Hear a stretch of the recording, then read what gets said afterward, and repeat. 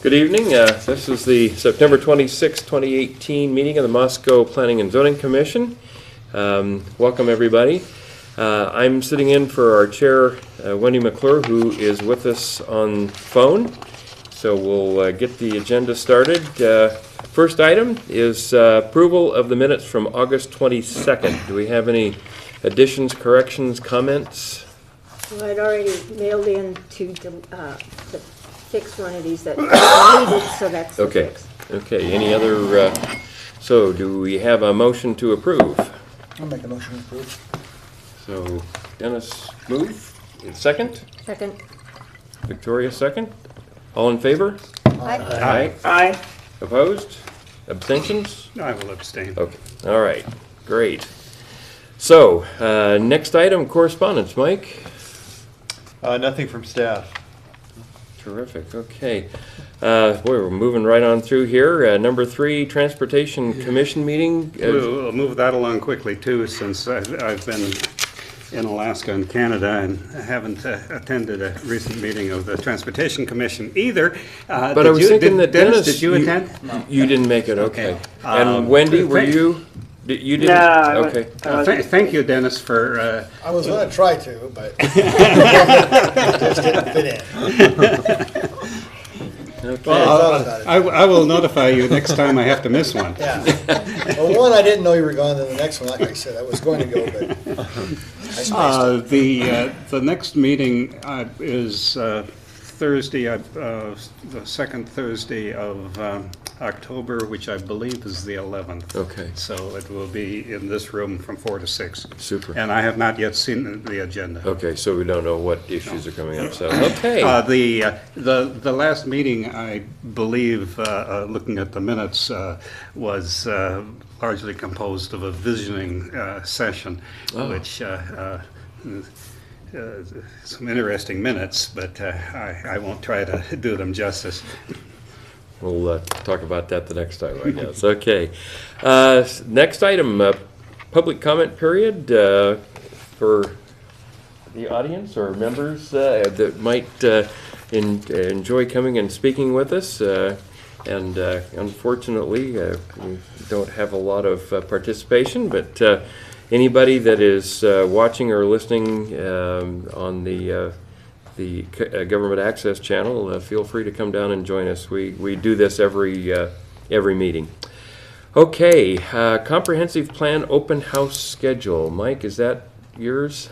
It is, yeah. We, if you recall, we had just finished up the draft version of the updates to the comp plan this last spring, and we were moving into summer and kind of bumping up against maybe quite a few folks with vacations or work at the university.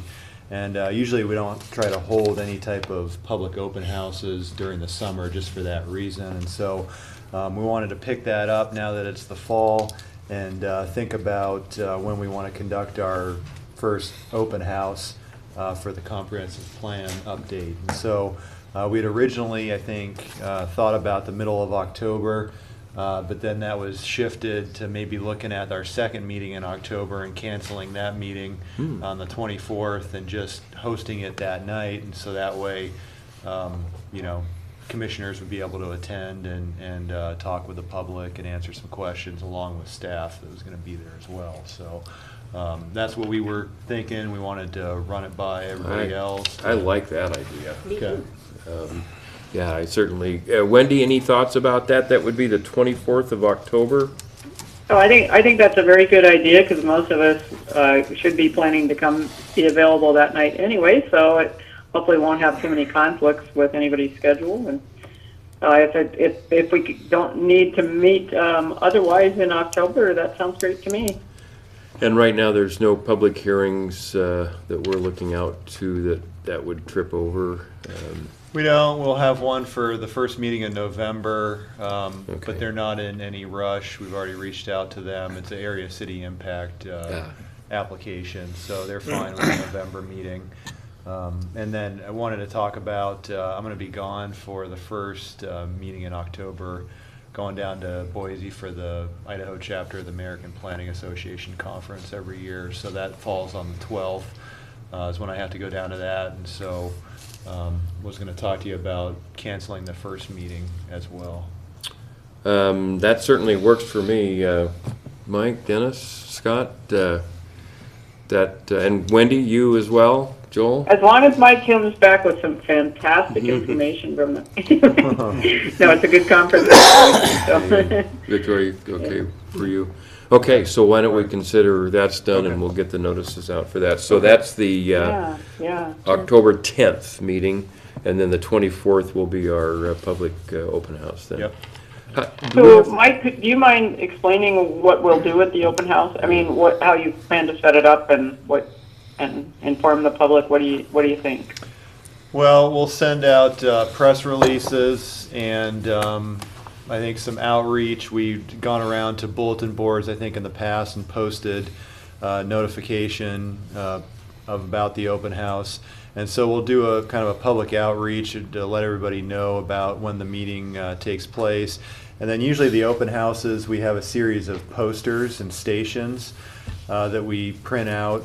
And so it'd be similar to the open house we did in 2009 when we were first trying to approve the comprehensive plan. Similar poster layout, we'll just update the posters. There'll be a poster at the beginning that talks about kind of the updates and goes chapter by chapter and discusses which sections have been modified and updated. And then each station will have, it'll pretty much go chapter by chapter, and then we'll have draft versions of the updated comp plan for everybody to review. It'll be rather informal, just walking around the room and looking at the different stations, and then of course there'll be commissioners there and staff there to answer any questions that anybody from the public has about any of the updates. So Super. and then I think that'll initiate maybe a 30-day comment period. So I think at the last time we had comment cards that people could anonymously submit or submit with their names on it, whatever they prefer. And then we'll probably start a 30-day comment period, have some information up on the website, and allow comments to be received within those 30 days. And then we'll come back and review those as a commission and decide where to go from there. Okay. So we're looking at probably almost December before we really have our chance to review the comment cards, et cetera. Because I can't remember, does Thanksgiving fall with our second meeting in November, or I haven't looked at the calendar. 28th of November, so it's after, the week after okay. Thanksgiving would be Okay. the second meeting. Do I have that right? I Okay. think so. Yeah. Yeah, okay. I don't have a calendar in front of me, so yeah. Okay. What Super. time is the open house? Typically we have it about 5:30. Ah, okay. So do we need to post that as, there's an official posting that is the planning and zoning meeting for public record, I would assume, since we're changing the time of our normal scheduled commission meeting? Yeah, I think we'll probably send out a cancellation for the normal meeting and then Okay. advertise the public open house. Super. Okay. And you'll send one out probably for the first meeting in October also, right? So, As a cancellation, yeah. yeah. Okay, great, fantastic. Okay, thanks, Mike. Up next, subdivision code review. Mike, I think you're probably on next Sure. as well. So this is kind of the next step in our zoning code update, is moving on to the subdivision code. I thought what we would do is go through and look at kind of what we currently have within our subdivision code, and that ties into the lot division, lot line adjustment process, and then go into a little bit of how we envision the structure of the new subdivision code, what that looks like. And then, so we'll kind of go through the background today, and then at our next meeting, maybe I'll come back with some research as to some other jurisdictions and some of the other codes that they have. Go through those, and then provide a little bit more detail and a draft version of our subdivision code. This new subdivision code will incorporate a lot of the existing items that the current one does. But we'll expand that, and then we can, take a look at that as kind of just the main structure of the code, and then wherever we want to go from there, as far as maybe smaller lot size, cluster development, riparian areas, things like that. We could look at incorporating those within the code. And so I've got a PowerPoint here, and we'll just go through, start out with what is a subdivision. Really, it comes from Idaho code, so it allows some flexibility with local municipalities, but there is a definition within the Idaho statutes that basically says that land divided into 5 or more lots, parcels, or sites for the purpose of sale or building development, whether immediate or in the future, provided that this definition should not include a bona fide division or partition of agricultural land purposes. So they give a kind of exemption there. Bona fide division or partition of agricultural land for agricultural purposes shall mean the division of lands into lots, all of which are 5 acres or larger and maintained as agricultural lands. So a little bit of a distinction between more commercial residential subdivisions and agricultural, being we're in Idaho. And then cities and counties may adopt their own definition of subdivision in lieu of the above definition. So it gives us the flexibility to adopt our own. Many municipalities choose to do that. We're one of them. So we have our subdivision definition.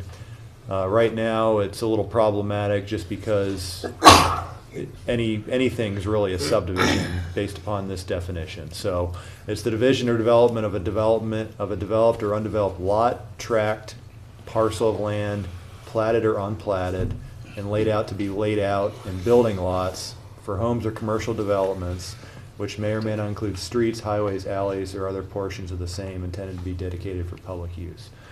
So it really just covers everything, and so we have, we'll go through it, but, think about that definition and what that would pertain to as we're going through. So subdivisions in Idaho really govern the division of land. There are technical requirements that are laid out in Idaho code, the statutes, the Local Land Use Planning Act, establishes requirements for cities and counties to adopt a subdivision process.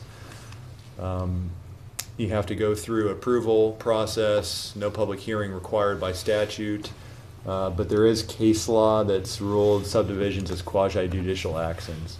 So going through our quasi-judicial process, it's typically the public hearing before P&Z, and then forwarding a recommendation onto the city council, and city council gives the ultimate approval. We have those 4 steps. So we have preliminary plats that go before P&Z and council, and then it goes through the final plat process. It's not a public hearing, it's just a regular agenda item before planning and zoning and the council. So looking at how parcels are created, you can either record a plat, you can record a property conveyance instrument, so like a warranty deed, quitclaim deed. That's kind of always the disconnect between, maybe somebody goes through a division approved through the city. Really, you're just getting approval for you to go up to the county and actually record a warranty deed or a quitclaim deed to somebody else in order to be able to sell that piece of property. Some people unknowingly sidestep that process and don't know they need to go through some type of local approval and just go up to the county and record, one of those documents, and then it shows up, but, we don't have any record of it, and so until they actually go through the appropriate process, we won't issue a building permit, and so that's how we handle that one. Other recorded property documents, so you have, for instance, a record of survey. A lot of times, a property owner will hire a surveyor engineer to go out and survey the property and submit, it looks like kind of like a site plan, shows property, it has bearings, and they're required to go up to the county and file that with them. So we build this kind of public database of all these survey monuments, and so it makes it a lot more accurate as a city when we go through, and there's other surveyors that need to pull off some of those monumentation points and figure out where property lines are, whether it be right of way or private property.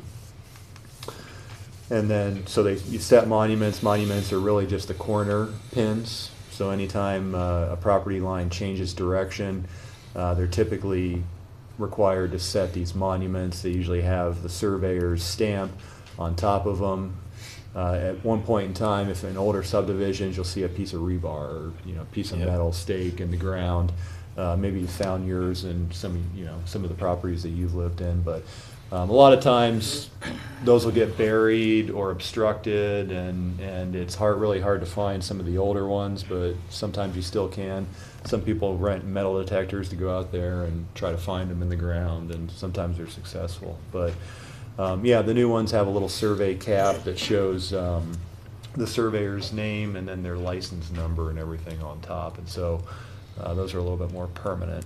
What happens when there's a conflict between different documents or between different surveys? Different metal pieces. Well, usually there's not too much of a conflict between today's technology. Where there was a conflict was just surveys that happened back, Yeah. earlier in time, where a lot of times they would have descriptions that would describe trees and sheds and other objects that they would use as basis of some of their bearings. Right. And as technology increased with the use of GPS coordinates, those are fairly accurate, and so there's not a whole lot of discrepancies. But Even with your City of Moscow GPS, there's occasionally some property lines that are ambiguous. yeah, and a lot of it lies within the legal descriptions of what whatever was written, and so I don't know the exact process if there's a dispute between two surveyors. Where that ends up going, it may go up to the courts to decide. Hire a third. It can. In fact, in some cases, the county cannot record the new documents based on those results until the conflict's resolved. So, And they do have a county surveyor, and so usually that's where, you get hung up. I know there was a subdivision plat that was within the last 5 years that the engineer had an error in setting of a couple of the monumentations, and it got held up at the county surveyor's office, and he wouldn't approve it because it was incorrect. And so I think it usually ends up there, and then if there's a dispute there, it ends up in court probably. So. interesting. We have records of survey. Those are really just, recording a survey on the property, not necessarily doing anything. It's just stating what currently exists and showing where the property lines are and where structures are and things of that nature. We go through a lot division process here at the city, and this is really for just creation of up to 4 lots. It's in an odd location. It's in Title VII, which is our construction regulations. It goes through a lot of the building code stuff, and our code is where this is. And it's an amendment of the International Building Code section. And it provides an outline of the process for the recognition of lots and division of property. It has to comply with the following. So any new lot has to comply with the appropriate zone that it's in, has to have the appropriate lot size, and also bulk and dimensional regulations. So, if you're dividing the lot and you have an existing house on there, you have to make sure the lot line's meeting setback requirements for all sides. And then it goes through kind of the process that we don't really follow. So, lot division or lot creation shall be referred to the council, and upon receipt of such request, council shall refer said request to the building official. And it's odd because the building official is not even involved really in the process, right? It's community development and the planning department are responsible for subdivisions and lot divisions and lot line adjustments. So shall refer it to the building official, who shall then review the request for compliance with the applicable ordinance. The decision of the building official shall then be reviewed by the Public Works Finance Committee of the council. Public Works Finance Committee shall then forward its recommendation to council for final action. So we follow, half of that. I mean, the main part at the very end It goes to Public Works Finance Committee, which is 3 members of the city council. They forward a recommendation on to the council. And then we have really the process that we follow that's not codified right now. So we notice everybody within 600 feet, so these are just the process that isn't really in the code. We're not required to do it, but this is kind of the policy that we've done for, the last 20 years. So notice everybody within 600 feet of the proposed lot division for the Public Works Finance Committee meeting. And then they review the request at the committee level, and they accept testimony and make recommendations to city council. And so it's a little bit odd because you have a rather informal committee meeting, and then there's members of the public that show up, and it's called a public meeting. There's not necessarily a requirement that the council accepts public testimony, but we notice it as a public meeting, and so it's expected from the public, and the council always accepts public testimony. It's just a kind of odd, undefined process when it goes to Public Works Finance Committee. And then it may proceed to council as a consent or regular agenda item. So usually if it's, nobody shows up, it's not controversial, then it usually almost always goes to council as a consent agenda item. If there's multiple, members of the public and, expressing some concern, then it's almost always a regular agenda item, and as usually works out. And then it's odd because it gets to the council level and it's a regular agenda item, and the council may take public comment, but sometimes they do, sometimes they don't. We don't re-notice it for the council meeting, and so it's just really the people that are present that may have been at the meeting or submitted testimony are the only ones that would know that when it was going to be advancing on to city council. And so it's usually only those people that show up that could express some concern or give some testimony towards the application. And then ultimate approval does not create a new parcel, just really the permission to issue building permits for that portion of the property.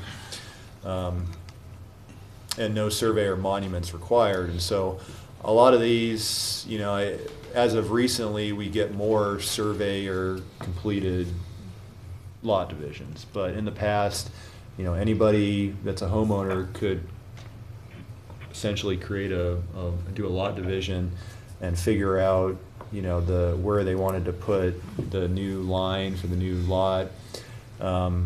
Which is always scary because you're usually selling this other piece of property, and you really want to know what you're selling. The people that are buying really want to know what they're purchasing, and so if you're really dependent upon knowing exactly where that property line is, it's tough without a surveyor going out there and setting a monument and doing a record of survey for the lot division. And so, and then we run into this conflict with the subdivision definition. So, we're going through this process for division of up to 4 parcels, but technically any division of a property is declared a subdivision by our code. So those are kind of some issues that we've got right now. And so I just wanted to kind of give you an example of what this does. So this was, I think we had done a rezone here recently. This is Dumas Seed property on Almond and A Street in Asbury. And so they went and rezoned this northeast corner to neighborhood business, which was approved by council earlier this year. And we ended up going back and dividing this piece off. And so this was really the record of survey that they'd submitted to process the lot division. You can see the main parcel here, and then just dividing this portion off. And you can see the platted lots. So this is at one point in the late 1800s, this went through a subdivision plat process. So you see this is Llewellyn's 3rd edition. And what happened at that point in time is, these are all individual lots and they're only probably 20 feet wide.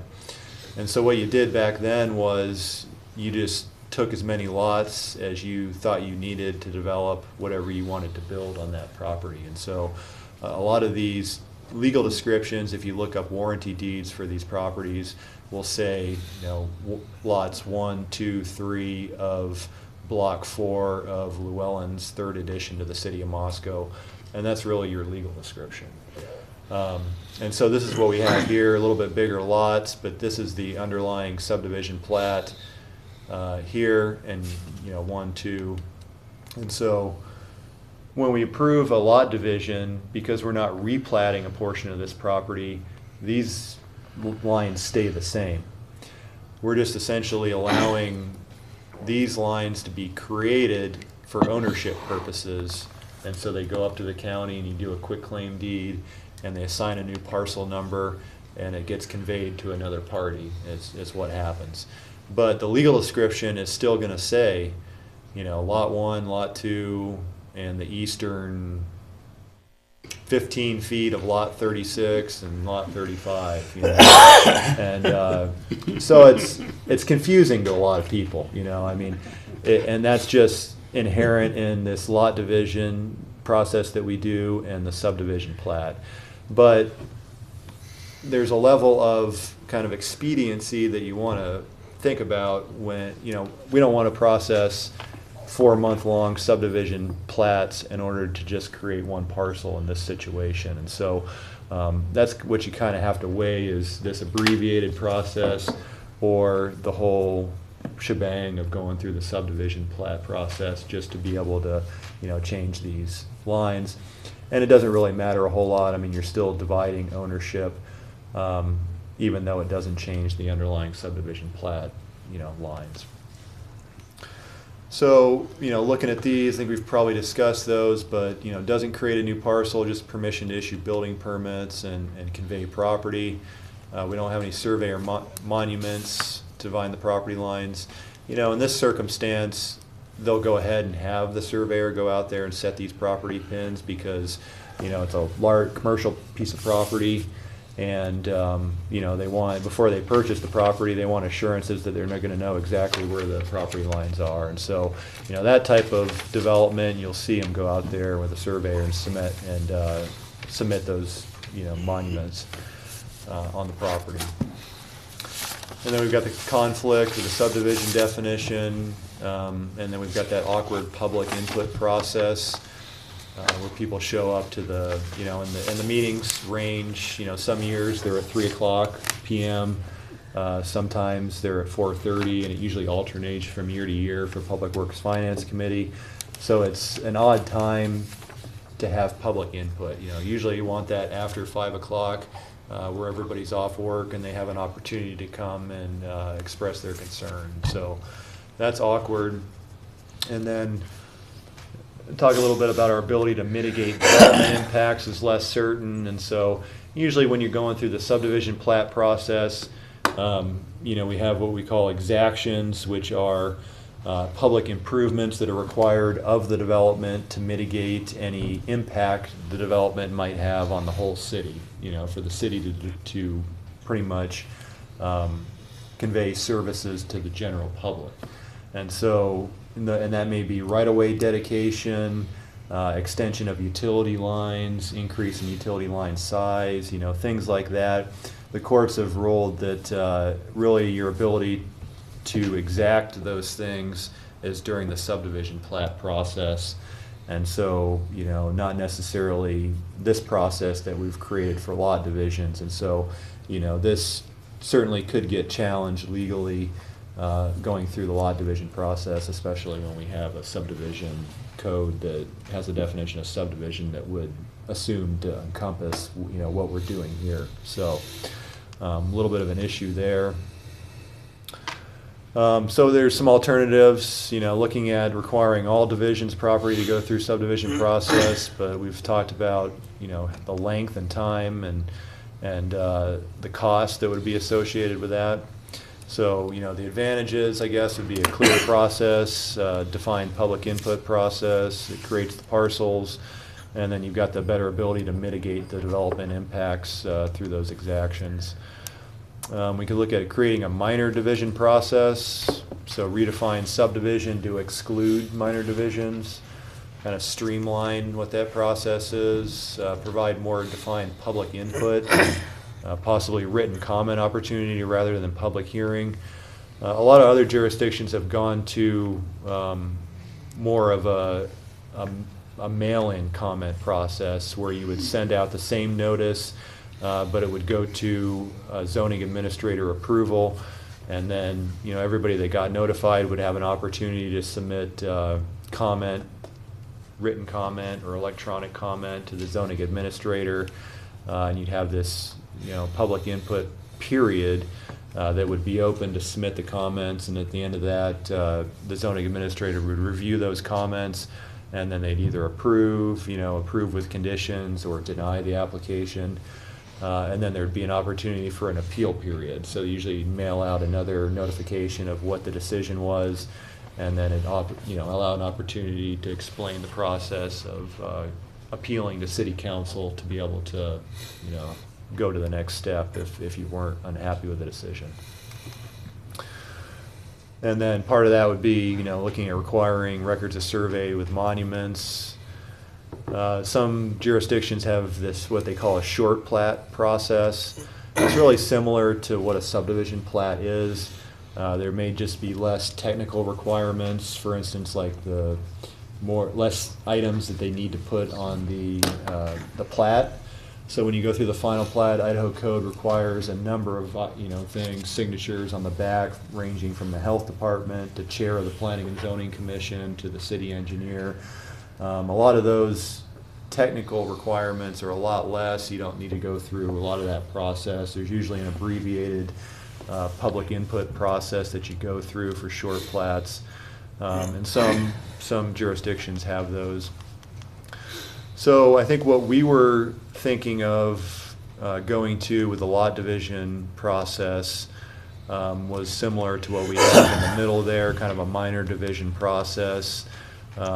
Defining a lot division is creating no more than one additional lot eligible for a building permit.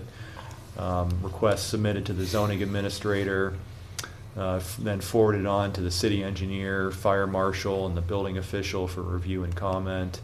And then notice mailed out to property owners within 300 feet of the property, and then allows for 15 days to submit written comment. And then after consideration of all comments received, zoning administrator shall, approve as requested, approve with conditions or revisions, deny the proposed lot division. And then you go through that process where you mail out notice to everybody within 300 feet in the applicant, letting them know what the decision was, and then giving a little bit of a process for submission of an appeal to city council. So the appeal process would be an affected person may appeal the decision to city council within 15 days of being notified, and then the decision shall be final it shouldn't be final until the expiration of the appeal period and submission of the record of survey are completed. So,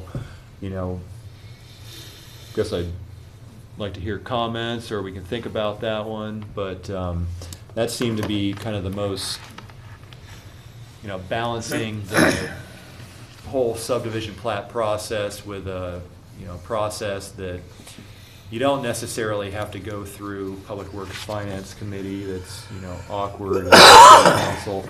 Really just trying to move away from that process just because it's we don't think that that's really appropriate for this type of thing, is to go through, a meeting at 3 o'clock or 4:30 and then go on to city council where you may or may not have your voice heard. And so we're trying to balance that with, going towards this zoning administrator decision in order to review these. I mean, a lot of times when you get to the Public Works Finance Committee or City Council level, there's not a whole lot of reasons to deny a lot division if it meets the minimum lot size or the minimum lot width. I mean, those are two really the big things that you look at. In my time here, I don't think any of the lot divisions I've seen have ever gotten denied.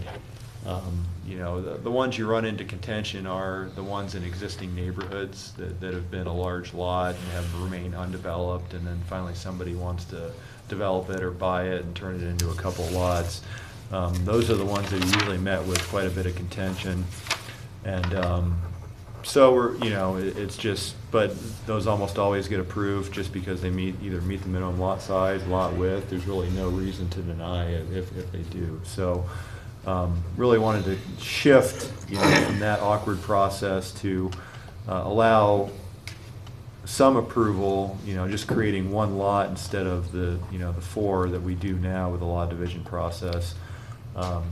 Doing that and kind of balancing what's in the public's interest of, requiring records of survey and these monumentations of a subdivision plat. So that's really what we were thinking on shifting to the more of an administrative approval for, the approval of one lot on this. So Mike, would a lot line adjustment follow this same? Yeah, and I got that next, but it follows kind of the same structure. Right now, our lot line adjustment process is similar to this, only we don't notify it for a public meeting. So it just goes before Public Works Finance Committee, they review it. Once again, if it meets the minimum lot size and the minimum lot width, it just gets approved. And so we've always thought that, it's just kind of going through the motions a lot of the time. I think when it was most apparent was over there on Alturas, when they had right behind NRS, the old Tidyman's there. You have all those are twin homes, and they look like duplexes, but there's a property line going right down the middle, but they originally weren't platted that way, and so they were all just kind of duplex lots. And I mean, there's probably 20 lots on there, and so what they had to do was, and it's just the way we develop is that, a developer contractor ends up buying one of the lots and doing a spec home on it, and then buys another one, and kind of, goes on like that. And so they'd have to go, and request a lot division every time. And so we were just, for probably 5 years, just processing lot divisions through Public Works Finance Committee and City Council. And we got the comment at one point towards the end that why don't we just get them all together and process them all at once? But it just wasn't the way it worked out, because you have different property owners, and everybody's ready to develop when they're ready to develop. And so it just seemed a little repetitive and redundant that we were going through, and of course it's just one area and they're all similar lots, and of course it gets pretty repetitive. But that was one of the more apparent, as far as a lot division, of having people go through that process with City Council. So that's really what we're thinking here with the lot division. So a couple of things. Why did you go to 300 feet instead of 600? We were just going to match state code, which is 300. Which is not very much distance, right? Because It's usually about half a block. That's So what I was usually thinking, a half a block block. is 600 feet. Just thinking in terms of impact to the immediate vicinity, I think that's really what the 300, something like a rezone or something more substantial. I think the 600 is probably appropriate. But I'm not married to the 300. It was just what we were, thinking about reducing it to 300 to be consistent with state, but we could certainly go back to the 600. so it goes into one of my other points. But my 3 points were, the question was the 300, and then when you go to written comments, now you've got a lot more administrative stuff to do, because you're going to have to take all those comment cards and key them in and try to read the handwriting or whatever, that kind of thing. That may slow down your process, although it does give the public more input, which is good. And definitely the 3 o'clock, 4:30 is a problematic time frame. And then what I see in most of those public meeting things is people want to know what's going there, and that's preliminary. You're not at that point at a lot division. Mm-hmm. But the other concern is what goes there. It's one thing if it's another house, it's another thing if they put in businesses, and then people are always interested in parking. Which takes me back to 300 feet, if it ultimately turns into a parking issue, which is what a lot of things do, 300 feet's not enough, because a half a block, you're gonna be impacted beyond a half a block. So I'm really questioning that 300 feet. Okay. Yeah, and I mean, we're fine with leaving it at 600. That was just what we It had. increases costs, because it Yeah. increases mailing Yeah, costs. increases postage. And there's a lot of these. Yeah. So, I mean, I just throw that out, but Yeah. the 300 could be a problem. Yeah, and I guess that other point that you made about people want to know what's going Yeah, on they there. always I mean, wanna know that's that. always the awkward point because, I think that this will alleviate that a little bit because Yeah. then they'll be calling our office and we can talk to them about what's allowed, what's not allowed, if there's been plans submitted, things like that. It's always a little bit awkward and kind of confrontational, when the Public Works Finance Committee, it seems like it puts them in an odd position because they're really just looking at that lot Lot size width. and lot width. But you have everybody that expects to know what's gonna go on there, and then they, it's not part of it, because it's not supposed, you can talk Yeah. about the allowed uses, but it's really not, that's not what that's for. It's division of property. It's not what the proposed development's gonna be. And so there's always this awkward moment when a member of the public's asking, what exactly is gonna go on there, and then there's, either Gary or somebody else stepping in to say that that's not, Right, and that- before the Public Works Finance Committee, it's just for the division of the property. And so I think that, having them contact our office directly will help with that, just because we'll be able to talk to them. Yeah, I think so. Phone, You just had face-to-face one or Monday, phone. and of Yeah. course, that's the issue, what's Yeah, going in there, yeah, and we can't yeah. go into that. Dubus was the same way, it happens Yeah. all the time. Yeah. And so that's, to come to you would be better than to have that awkward situation, because then it feels like, well, it's a public meeting, but you're not listening to us. It's really. Yeah, It's difficult. Yeah, I mean, just over the years I've been here, it's been, every one of those where people have shown up has been confusing to Right. them, and they felt that, it was worthless for them to come because they're not gonna talk about the development. Right. It's just about the division, and it's always just, it never plays out the way you would like it to, especially with public, so. So written comment would probably help there too. Yeah. Any more questions? I think that it will help, you were talking about doing research with other communities, similar communities, which I think will help us see Yeah. if we can look at doing, I like the idea of streamlining the process. I don't know about the impact of the work on your office, but I agree with Victoria that the process is going to be a lot clearer. So, but I'll be interested to see what other communities Yeah. are doing as well. Yeah. So I like that. And you'll probably see a mixture, I think quite a few have gone to this model where they've, Good. for these types of divisions, so. And then we've got the lot line adjustment process. So right now, it's just this process that we have, it's not in the city code. And so we go through and there's no public notification. It goes to Public Works Finance Committee, they make a recommendation to council, like the lot division. So they almost follow the lot division process, only there's no public meeting involved. Usually these are just between two adjacent property owners, and one's agreeing to, sell them the other certain amount to do, whatever it is they want to accommodate on their property. And so, these never really affect anybody else except the two parties that are involved. And so it's always been a little odd that we have to go through, Public Works Finance Committee and then on to City Council for something this simple. And then, the approvals allow the city to recognize the change of lot lines for the building purposes, but it doesn't change the underlying subdivision parcel boundaries. There's no survey or monument set.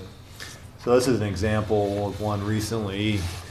This is up on Indian Hills, and so you can see the two, these are two lots, and they were originally platted. They have the lot line that goes down the middle, similar to all the other ones here in the neighborhood. Well, they're looking at, there was an issue, there's a retaining wall here that they wanted to put a couple of houses on. So that was already set, so that kind of defined their building footprints already, and so they wanted to do a lot line adjustment. So like we talked about before, the underlying subdivision plat boundary line is gonna remain the same. These are still gonna be lots 8 and 9 of Indian Hills 7th edition. But these are the new, building lines that they're proposing to establish. And so we're really just giving, when this goes through the council, they're really just giving approval in order to be able to, sell this portion to this person, the adjacent property owner, and have these, mutual defined boundary lines between the two properties there. And they'll go record that up at the county, and then, these will be the new parcels, but you'll still have the underlying parcel boundary for the subdivision plat that still remains. And so, like we talked about before, not really an issue. It's just, it can get confusing sometimes. So, Mike, in one of the earlier ones, you were saying, not with a lot line adjustment, but when there was a division, I thought you said that it doesn't create a new parcel. But in this case, it does create 2 new parcels, correct? Well, they're already there, so, there are 2 parcels. It really just creates assigned parcel, kind of boundaries at the county is what it creates. I mean, you're not creating new parcel boundaries in regards to the underlying subdivision lot. Could it? I guess maybe. The only way it could should. is if you go through a subdivision plat. Ah. So the only way to change these lines Okay. are going through a replat of a subdivision. Okay. So that, state very- law, the only way to change those is you go through that Okay, process. okay. So that's why, municipalities go through this process. They're pretty much giving permission to have these be the new lot lines, and you can go to record that at the county and transfer ownership. But you're still not moving this line right here. Okay. But the county will go up and adjust, this area belongs to such and such, this area belongs to whoever else, and tax you, for whatever those square footages Okay. are and everything. Makes a confusing legal description. Yeah, for It sure. does, yeah, it does, yeah. And so, you'll end up, instead of lot 8, right now it's simple. If somebody has this one, it's just lot 8 of block probably 1 of Indian Hills 7th edition. But now you're going to end up with, defining all, you can see like the bearings here and the distances. And so now the legal description will go, pretty much follow what these bearings and distances are.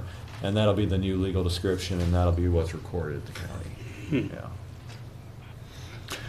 And if you do something like this with all these, look at how many times this thing changes direction. Yeah.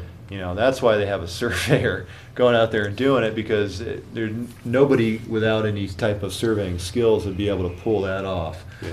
And know exactly where those property lines are. It'd be problematic because you'd sell it to somebody else, and then there'd be a dispute over where the property line is, and then you'd be hiring a surveyor in the future anyway to try to figure out where you put the property lines. So either that, or you build your house and realize that the property line's running through a portion of it or something, and then you have an issue. So looking at, what we were thinking as far as the lot line adjustment process, just kind of similar to what I described with the lot division, request to the zoning administrator, forward that on to review by city engineer, the fire marshal, and the building official. After consideration of all comments, zoning administrator shall approve with conditions, or deny the lot division request. And then mail notice of the decision to the applicant, and then they'll have an opportunity. We'll provide the summary of the decision, and then the appeal period, kind of the deadline and the appeal process. And then the applicant may appeal our decision to city council within 15 days. And so it's pretty similar to what we're thinking with the lot division. But you're not mailing it out because there's no public notice, so you're just mailing it to the applicant. So that's what we were thinking for the lot line adjustment process. That sounds good to me, having gone through that process in the county, so, on some land. You know, it's really between the two property owners is the big concern, and it's not really, you know, it's usually mutually beneficial for them to engage in that kind of agreement, so. Yeah. So was this all under Title VII then? Because Title V doesn't seem to describe any of what you're showing us tonight. Yeah, right now, the lot line adjustment, our process with that isn't anywhere, isn't codified anywhere. Okay, and so we'd be bringing that into Title V probably. We'd be bringing it into the subdivision code. Okay, So we great. try to, you know, set it up so they're all in one location. Okay. And then lot divisions are in Title VII. They're in the adoption of the International Building Code for some reason. So we would also bring that into. Yeah. Okay, great. Yeah. So just now, you know, kind of going through what our existing subdivision code, you know, the sections of that, and what that looks like. So I think everybody's got a copy of that. So right away, we go through definitions. We've got that definition of subdivision, which pretty much encompasses everything. We go through, you know, standard definitions, subdivider, zoning code, and then go through kind of the approval of the plat, appeals process, kind of authority and permits. And this is really, you know, what we were talking about before as far as, you know, what we do with exactions to mitigate new subdivision development. And, I mean, this paragraph pretty much encompasses, you know, where we get the authority in order to be able to do that. So, you know, no public improvements required by this chapter pursuant to Idaho Code, Section 676513, shall be greater than necessary to mitigate the effects of such subdivision development on the ability of the city to develop services without compromising quality of service delivery or imposing substantial additional cost upon city residents to accommodate the proposed subdivision at the time of application for subdivision development. So, you know, usually, and so this is really what gives us our authority, and that it all comes down to the ability for us to still deliver services without compromising the quality of those services in some fashion. So, really, you look at. That's what I thought. Sorry. Thank you, Siri. He's got issues. Siri knows. She's speaking for me.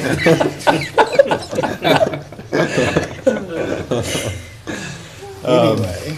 So, I mean, you look at a standard subdivision, and the roads are dedicated to, you know, current street standards.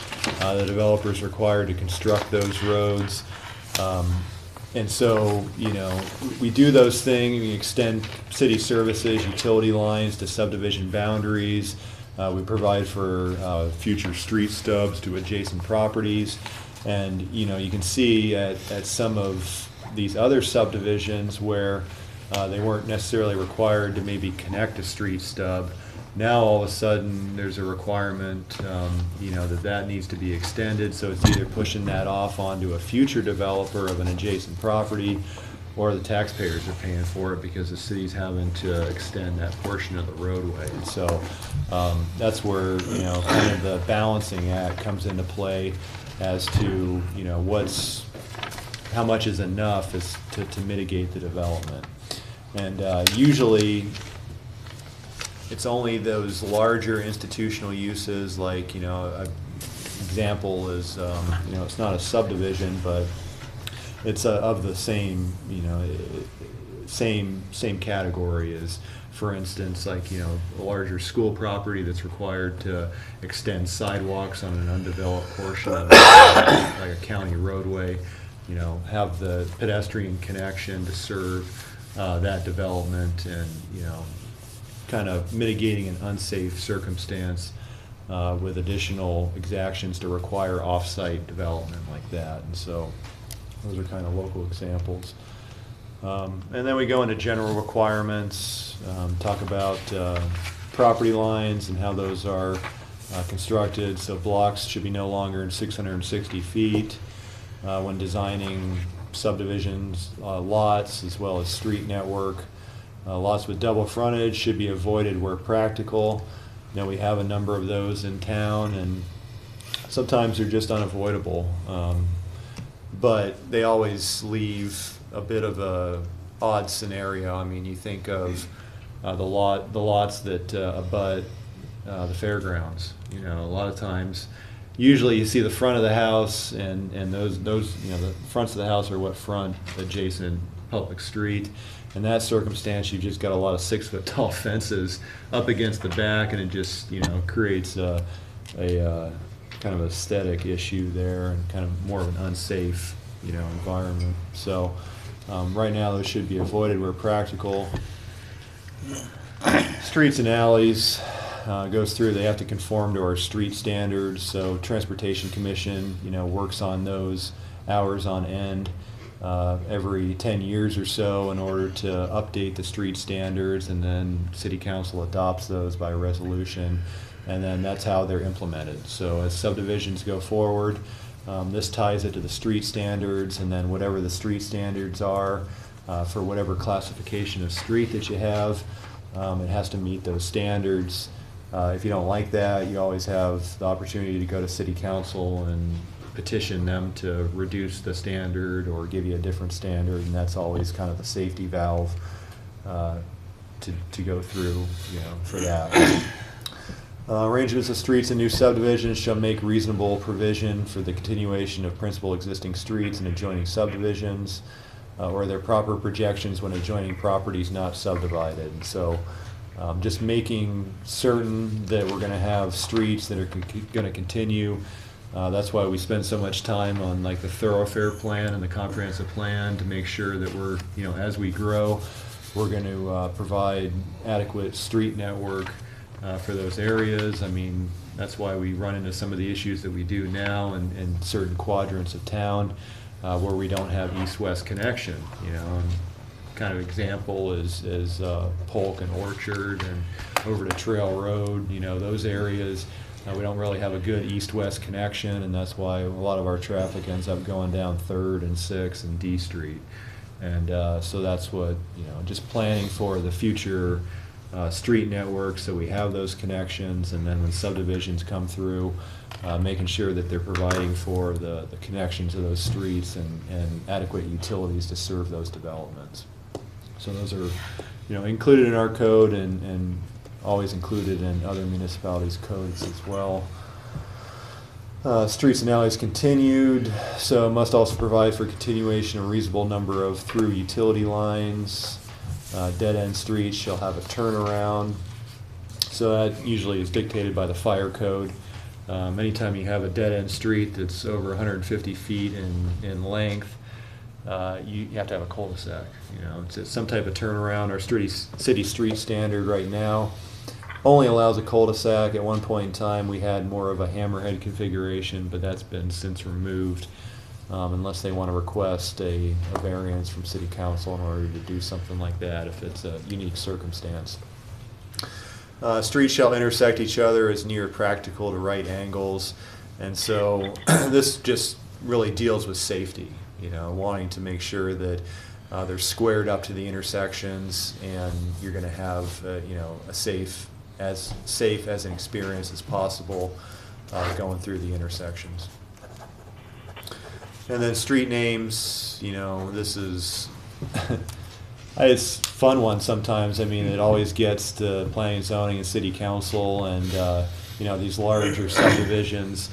Sometimes you'll have kind of standard names. Sometimes there'll be names that sound similar to another street in town, and I think the one that they still need to go through and have a uniform plan and street name policy. Public Works usually handles that, but you know, the big one is whenever a street makes a change in direction. You know, if it makes a 90-degree change in direction, then typically it needs to have a different street name, just because of our gridded street network, north, south, east, west. And so, you know, a lot of times, developer of the subdivision doesn't want that, because all of a sudden you're, going down the street, kind of makes a right turn, and then you're on a different street. And then you've got variations. I mean, if it's a perfect 90-degree turn, it's fairly simple. I mean, it looks like a different street. But if it's more of a rounded, some type of, at what angle does all of a sudden it become a different street name and number and everything? So that's one that's always debated every once in a while, especially, with our topography, with the rolling hills. A lot of our streets aren't going to have a typical grid network where they're perfectly, square. So you end up with curved streets that follow the topography, and then so it becomes a challenge sometimes when you're, looking at changing directions on those. So Then, of course, you have the example of Highland. yeah, you do. And that's and that's Is that the one What that we was try over by to avoid. Peekaboo Estates? yeah. Yeah. It does Vandal it does a Drive. horseshoe. Yeah. Yeah, where we have Vandal. So we've got 3 sections. two different, maybe 3 different sections that are named Vandal, but they're all in different locations in town. And delivering pizzas. So it just becomes problematic for emergency services to be able to find those locations in an emergency. Becomes an issue. Then we have requirement that any dedicated alley shall be at least 20 feet. And then this is in there, but I don't know that, it doesn't come up very often. Typically, because we don't get lots less than 50 feet in width, because there isn't a zone that really allows lots less than 50 feet in width. Unless it was, you had a subdivision that had twin homes or townhouse lots in it, which are less than 50. But even R4, the standard width for a single-family dwelling is 50 feet, and so this doesn't come up very often. But alleys may be required in all blocks where the lots are less than 50 feet in width, along the rear line of business property, and in the rear of all lots fronting major thoroughfares. So there's a consideration for that. Short section on land required for other public purposes, just kind of goes through any other land that needs to be dedicated, needs to be accepted by the city. Then we go through utility requirements, so it makes it clear that the developer of the subdivision needs to pay for the extension of utilities through their subdivision. Streets and alleys have to be constructed by the subdivider to current street standards. And then this is kind of going back, they have the same language in there about the necessity to mitigate the effects of the development on our ability to deliver services. So that's in there again. Go through the parkland dedication. This will probably be something we'll need to discuss with Parks and Rec Commission and Department about whether or not our current percentages are adequate. Usually it's dependent upon the zone, will determine the percentage of parkland. And of course, it's always the fee in lieu of that comes up as an issue as well. And so we'll have to probably think about that as well as we go through this process.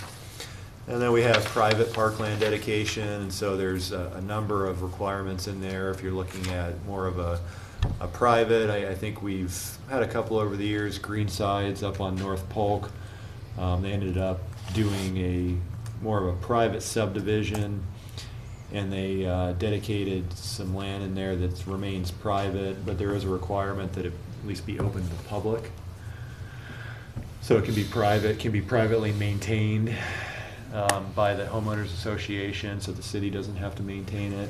But we just require that there be some type of access provided through an easement or whatever it is to ensure that the public can still walk through there. So that's what they've done in that circumstance.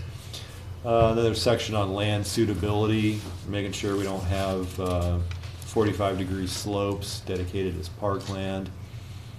And then the payment in lieu of dedication, which I think the language is fine as far as the acceptance of the payment in lieu. It's just really the value that's been really low over the years. And then areas of special flood hazard. So anytime you have a development that's adjacent to 100-year floodplain, or the 100-year floodplain ends up going into the property, if it's not mapped I think there's a certain threshold of 50 lots that you're required to map the elevations of all the lots within the subdivision, which all the elevations within the city have been mapped in the 100-year floodplain, so that's not onerous. We already have that information, and so they just have to put that on the preliminary and final plat when they go through that process. So, but we have that in there anyway. And then stormwater runoff control, just going through kind of those standards there, making sure we don't exceed the pre-development rate. That's why you have stormwater detention ponds through a lot of these subdivisions to retain the water and then convey it at the pre-development rate out into the system so we don't have flooding issues that are created from subdivision development. Acreage subdivision, so that's just, if you look at dividing it into a subdivision that has a lot larger of lots in it, just making sure that it's still allowing for the extension of streets and minor streets through the subdivision. So, the concern is if you have a subdivision that's on the outskirts of town and you want to just divide it up into 4 large rural lots, well, it's going to, prohibit the ability for us to go around that subdivision to carry, have this kind of orderly and logical extension of the city subdivision network beyond that development. And so that's really the issue there. Property within 1 mile section's a little odd, but it just talks about, has to follow state code. So I think we're just talking about area city impact with property within 1 mile of the city. It has to follow all those regulations. So. And then we go through preliminary plats, and so this is really just going through the requirements, public notice, goes through our relevant criteria and standards, which we reviewed a couple of years ago and updated, the approval period, when that expires, when you need to submit a final plat, and then goes through the final plat process, required submittals, period from when you need to record it.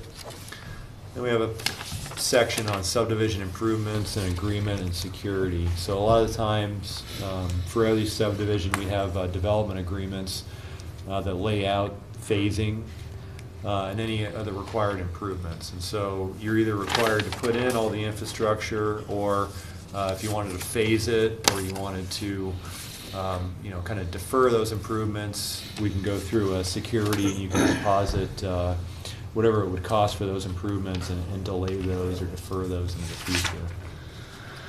And then we've got a fee schedule that we just referenced. So that kind of ends up winding up our current subdivision code. I've got kind of a short structure on what we were thinking about. Chapter 12 I think is where we're going to end up putting this. Right now it's even the subdivision code is a little bit separated from the zoning code because it's in Title 5.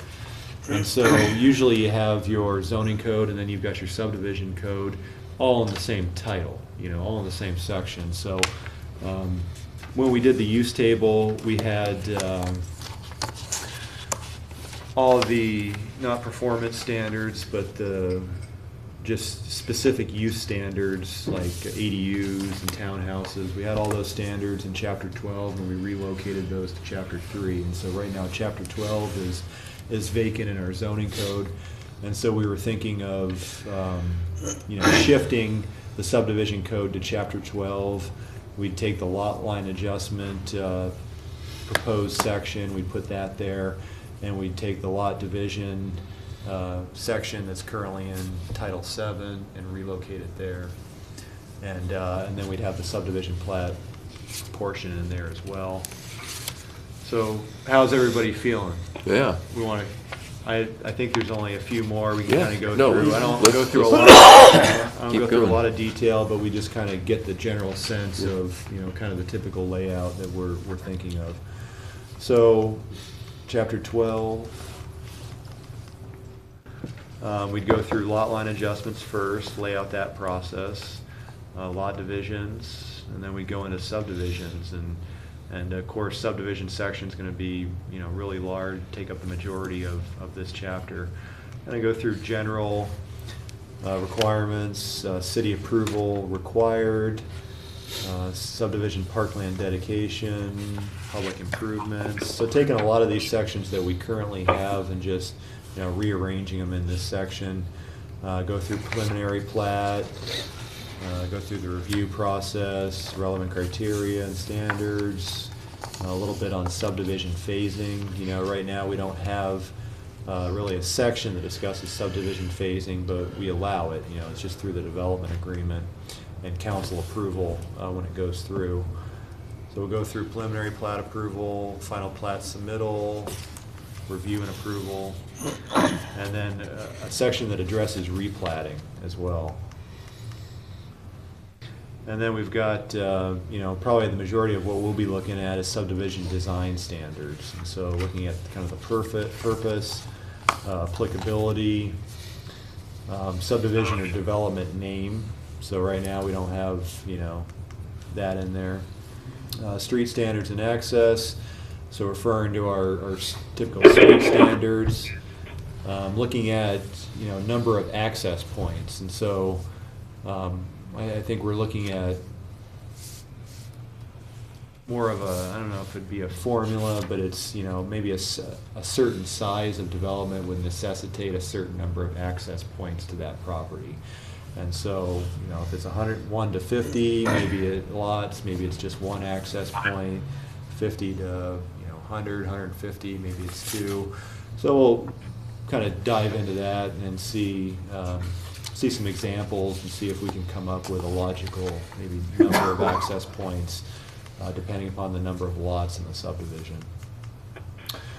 Street layout and connectivity, so this is kind of going to be what we currently have as far as connecting to adjacent property or adjacent subdivisions, and then just aligning those at street intersections, addressing offset intersections. So, right now we have the alignment where we want to come in at 90 degrees, but we don't necessarily say that, they need to be lined up with a street right across. We don't want, just like we don't want angled intersections, we don't want, one street coming in on one side and then 15 feet to the south, another street coming in on the other side. We want those to align.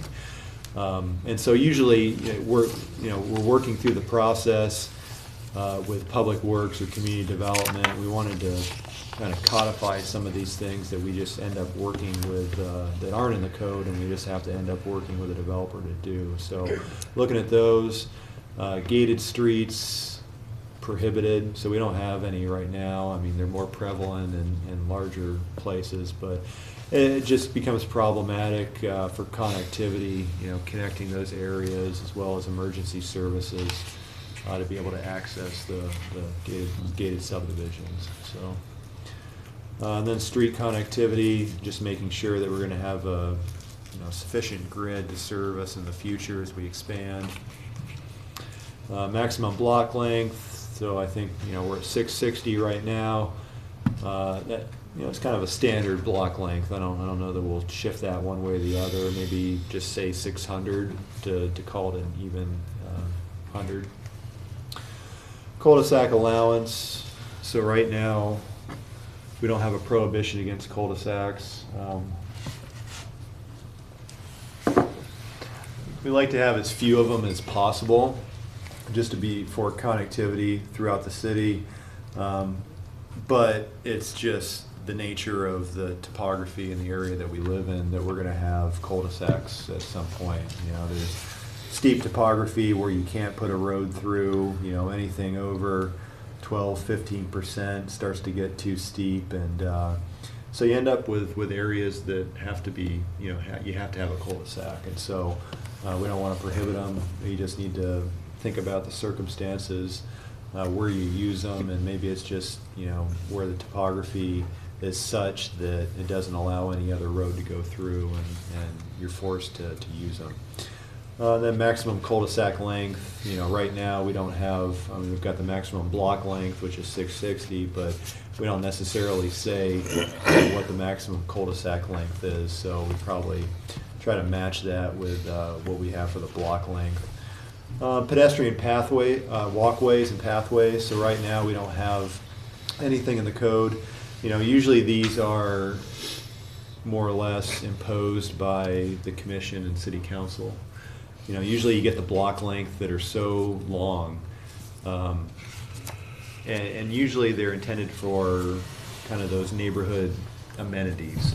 So you have parks, other streets that you're trying to get to, where you may have to walk 4 times as long of a distance, when you can just go through this, pedestrian path. And so we've got them all over the place in mainly our newer subdivisions. And so it's usually, and we've seen a lot of the subdivision developers starting to just include these because they know it'd be a good idea, especially on cul-de-sacs, to have some outlet in order to be able to get out of there with a pedestrian or bicycle. So looking at kind of putting some standards in the code, as far as when we need to apply those and how wide, kind of what they're going to look like, things of that nature. Just put it in there and move forward with kind of that standard in the code instead of just kind of the back and forth between city council and staff and the developer. Try to get a more defined pedestrian walkway standard than we currently have. And then go through lots, kind of the lot arrangement, lot lines through lots. So a lot of the same things we have. Flagpole lots, we don't really discuss those right now. We're gonna, probably put those in there and talk a little bit about those. Required lot frontage. In our parkland dedication section, the same structure that we currently have, but we're going to talk about those, a few things that we need to in that section, the percentage and the fee in lieu of. Stormwater management and conveyance. I think this will be a little bit of a more robust section than we currently have with stormwater management and conveyance. A lot of these standards we have in other portions of the code, and it'd be good to actually put those in the subdivision code so you can see exactly what they are without having to go to other titles to find them. And then maybe the option for preservation of natural drainage courses through the subdivision. Stormwater detention facilities. And going through utilities and easements, so kind of the same language that we have currently. Really wanted to address lift or booster stations. So, thinking about subdivisions that all of a sudden are in different areas of town which may require the need for a lift or a booster station. And I think this would lay out kind of the cities, anytime you have an increase in maybe it's sewer or water pipes that are larger than what you would normally expect with a typical subdivision, just because we have anticipated kind of capital improvements in that area. The city pays for the upsize. It's kind of like it's called an upsize charge, and the city usually covers the difference between what it costs for a normal subdivision and what we would like to see as far as the increase in size and capacity of the lines that go through there. And so I think we try to lay that out, and that it'd be similar to a lift or booster station. So maybe it's that whole area needs a lift or a booster station. It's not just that one particular new subdivision. And so, that would kind of lay out the responsibilities and the process for, incorporating those in some of the subdivisions. Are there any scenarios where they would fund part of it? Yeah. Yeah. Yeah. Okay. Yeah. Yeah, I guess the most recent one you can think of is Peekaboo Estates on Orchard. So the city ended up purchasing one of those lots off of Orchard, and we're going to develop our own booster station. And it was not necessarily because of Peekaboo Estates, it's because that whole area we needed to replace a booster station. Actually, it was in front of Dennis's house, I think, underground. And so that one's going to be replaced with a new one up there. And so it'd kind of be scenarios like that, but I don't think the developer paid anything. We actually paid him for the lot and then paid him, we're going to develop it ourselves. So. And then this is just carrying through our flood hazard areas. We had updated this when FEMA looked at our ordinance a couple years ago, and so this is pretty much, the current section. And then looking at required improvements, so similar to what we currently have with design and installation of improvements, required by the developer, entering into development agreements, posting security, laying out that process, and then payment in lieu of public improvements. And so, looking at a way, if for some reason we don't think it's in the public's interest to put in public improvements for some reason, given the council authority to accept a payment in lieu of the improvements. And can't think of a scenario off the top of my head where that would be appropriate, but you never know. So it's good to have that in there. And then the warranty period for public improvements. So a lot of these things are within the development agreement, but I think it's better just to have them in the code as well. And then monumentation. So, state code requires that all subdivision plats, the surveyor go out there and set those corner monuments and street centerline monuments. And so just going through kind of the requirements there. And then the opportunity for security. Whenever we go to council, we have a development agreement that lays these out, and then we have a monumentation agreement. We always have to process a monumentation agreement because Idaho code requires us, as soon as the subdivision plat's approved and recorded, they have to go out there and set monuments. Well, you go out there and set monuments before the construction of the roads, they're just gonna all get torn up. And so this way, we accept the security for the monuments and then go out and build the roads and all the infrastructure, and then they go back and set the monuments as they go. And so that's really the reason for that. And that's it. So, a lot of, we'll have to go through it slowly, each different section, but a lot of this is, some things that we currently have. A lot of it's some things that we currently do but aren't in the code right now.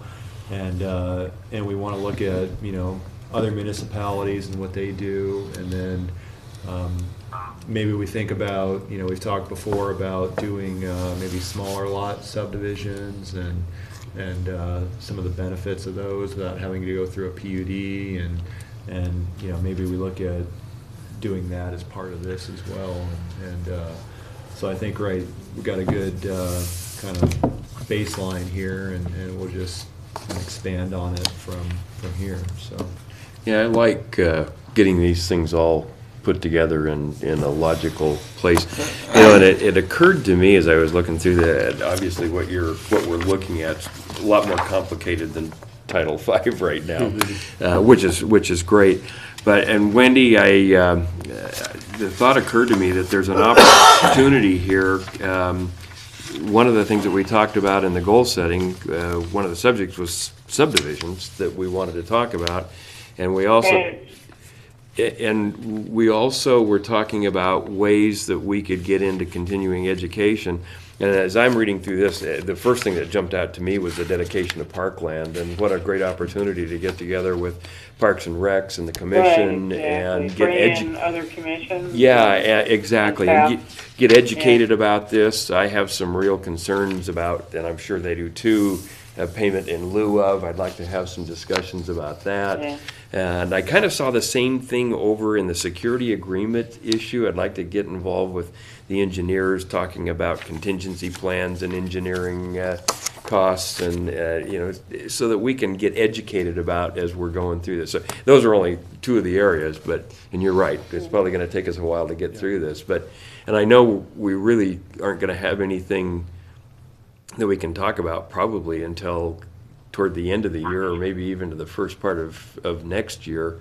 But maybe we can take it as an opportunity to get together with one of the other commissions and get Parks and Rec involved. I don't know, there could be a number of start points, and maybe you've got some suggestions, but thought, wow, this is great. We've been talking about wanting to do this, so here's an opportunity. Yeah. Wendy, Exactly. okay, so I was just going to ask if you had any thoughts about that as well. Are you, I can't hear it. Oh, Yeah. sorry, yeah. Yeah, just wondering if you had any thoughts about the process of trying to kind of incorporate some of our goal-setting issues, and maybe subdivision, since we're working on it, is a great start point. Just to kind Yes, of I absolutely agree, and it seems like we maybe can forecast which commission chairs or which city staff might line up with whatever section we're talking about, for a particular meeting, and invite them to share their thoughts, among other things. And there's articles or other material that would also supplement, particular topic areas. So I agree with you. Yes, absolutely. Super. Wow, it's going to be a a monumental task, no pun intended. Okay, anything else that you wanted? I think that's it. That's it, okay. Any other comments from commissioners? The last thing on the agenda is a goal-setting recap. We kind of carried that over from the last time. I think Ann may have emailed as a part of one of the packages the summary that we did. I don't have anything more to add other than maybe let's just start marching down the road on the subdivision issue as our first topic, and start kind of organizing our education around that, which will, I think it'll be educational for us for tackling this particular code rewrite, and we'll kind of get a chance to see if that process is going to work for us. So anyway, I do not have any other agenda items. Is there anything else for the good of the order? Well, I just wanted to add one clarification if I could, because we didn't meet last time, and that is that some people thought maybe we were doing strategic planning with that goal setting, and that was not the case. We were actually just goal setting. Our strategic plan for planning and zoning is actually the comprehensive plan. So we were just looking at our continuing ed program and what priorities it should have and what mechanisms we should use, and it's really not really directly aligned with any strategic planning process, which is much more comprehensive than what we were trying to do. So yeah, no, I think that's a good point. Clarify that. Yeah, very good. Okay, I guess on that note, Wendy, unless you've got anything else, meeting is adjourned. I don't think so, but thank you for running it. Okay, and we'll see everybody in a month at the open house. That's right, yeah. Reminder that the next meeting is the open house, the 24th of October, I believe, and first meeting in October is canceled. Super. Okay, Great. thanks, everybody. Thank you, Mike. And thank you, everybody. Thank you, Rhonda.